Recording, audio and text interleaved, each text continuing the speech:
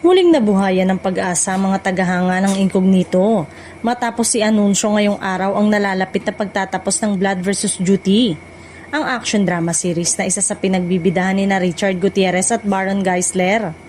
Dahil dito, marami ang naniniwalang dahil nagsimula na rin ang taping ng inaabangang ikalawang season ng hit action series na Incognito. Agad na naging usap-usapan sa social media ang posibilidad ng pagbabalik ng contractors, ang elite team na minahal ng mga manonood dahil sa kanilang matitinding misyon, kakaibang samahan at dekalibreng action scene. Maraming nagsasabing matagal na nilang hinihintay ang muling pagbabalik ng serye, kaya umano sana ay makasama pa din sina Richard Gutierrez at Baron Geisler dito.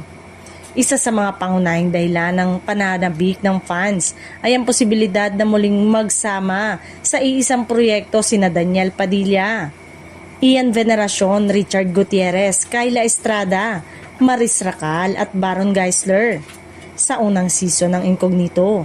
Kapansin-pansin ang husay ng kanilang pagganap at ang matinding chemistry ng buong cast, dahilan upang maging isa ito sa mga pinakatinututukan na action series.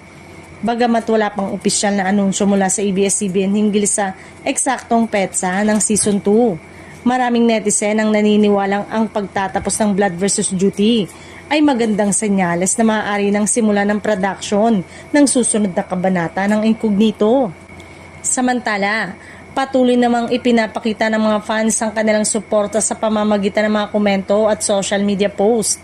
Maraming nagsasabing handa silang muling tutukan ng serye at umaasang mas magiging malaki, mas matindi at mas puno ng aksyon ng ikalawang season.